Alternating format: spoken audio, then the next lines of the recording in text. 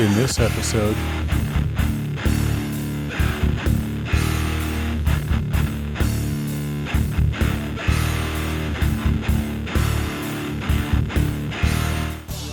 hey guys, this is Bill from Nostalgic Inclination, the channel dedicated to you, all creatives, artists, musicians, and otherwise. If you're new to the channel, welcome, and if you're returning, great to have you again. So today our challenge theme is heavy metal, and what is a cooler heavy metal than gold? We're going to be painting gold with acrylic on canvas without even using the color gold, and we'll be creating some heavy metal. So let's get straight to it. For this project, I am using a pre-stretched 8x10 canvas. As usual, first I apply gesso, but this time I'm adding a small amount of crimson and permanent black.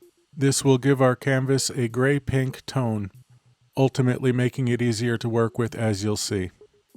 For the sketch, I use a piece of printer paper folded in half, like a snowflake, and I draw half of the chalice. This way, when I cut it out and open it up, everything is symmetrical and proportionate. I am not using any one particular reference. I do not possess the Holy Grail to use as a still life prop. Here I am mapping out where the highlights are going to be. It just makes things a little bit easier down the road. In many ways, we're going to be working backwards today. First, we're going to be painting the background, leaving a blank space where the chalice goes. This will make it easier to judge how the gold looks against the background later on. I chose to go with crimson for the background of this painting, for many reasons. Number one, the gold will stand out against it. It's a power color, also representing bloodshed, and it is a color that the Romans had and used frequently, which fits perfectly with the Holy Grail. Once we paint all the way around the chalice, we can use a bigger brush to save some time, filling in the rest of the spaces. One thing that all cultures, modern, present, and future, have in common is the value that they put on gold. Sure, now we know that it could be used as a conductor of electricity, but that is not what drives its value.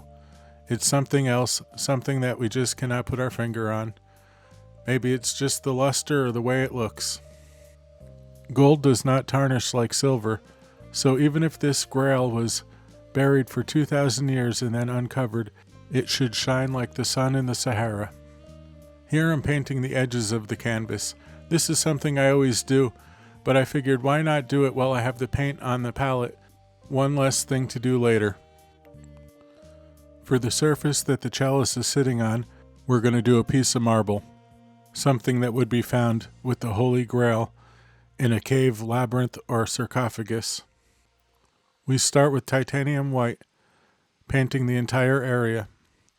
Like with the crimson, once you get around the chalice painted, you can switch to a bigger brush to save time.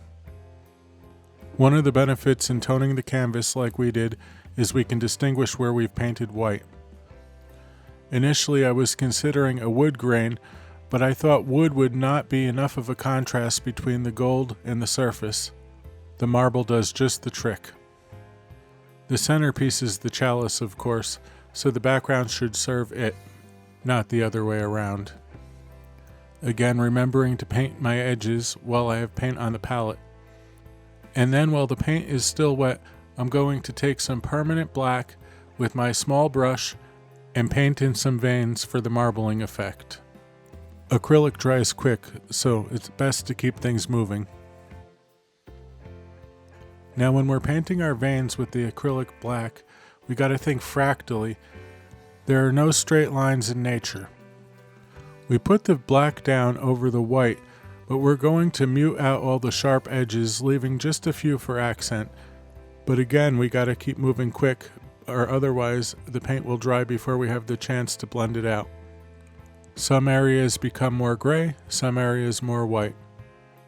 Whatever you want to do, it's up to you. But this technique is simple, and it takes your painting to the next level. It beats a flat blank surface, but yet it does not take away from the chalice. This setting now is warm yet cold, and dark yet bright. Quite apropos for the most mysterious artifact ever conceived of. Now I'm going to use an iridescent acrylic medium by Liquitex Basic. It is not necessary to use an iridescent medium to make gold, but it certainly is going to help it jump off of the paper. We're working backwards again, painting the highlights first. Now every color I'm using, this is titanium white, I mix with that acrylic iridescent medium.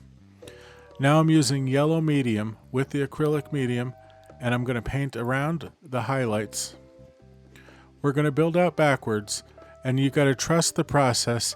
In order to make it look like shining gold, it's ultimately going to be an optical illusion that doesn't come together until it's all on the canvas. For the mid-tone, I mix burnt umber with yellow ochre and titanium white with more of that medium, and that does give a very gold appearance.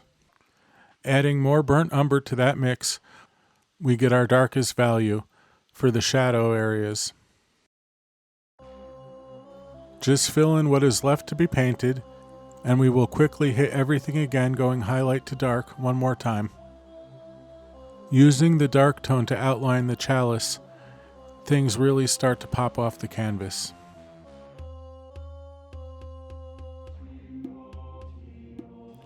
Don't be afraid to work it and polish out the imperfections. After all, this is the only way you'll ever be able to polish gold. All that's left to do is add a shadow and put on the finishing touches.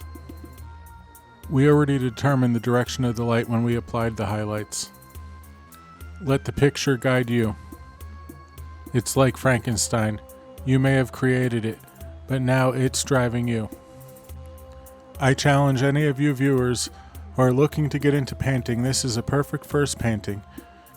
You can use my painting as a reference, and if you follow the steps, you should get pretty good results, even if you've never painted anything before. I will darken up the shadow and ultimately put the finishing touches on off camera, so please stay tuned for the final reveal.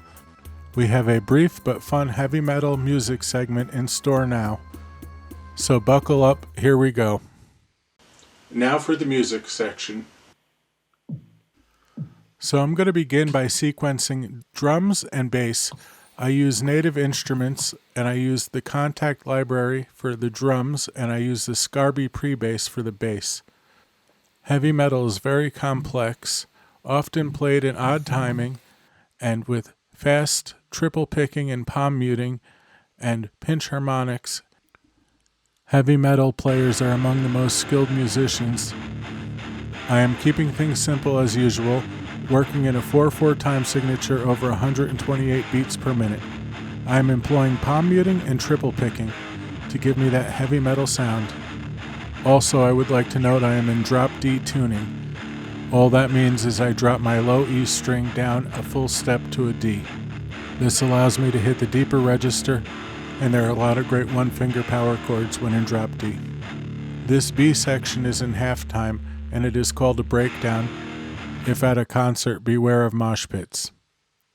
Thank you for watching. Please like and subscribe.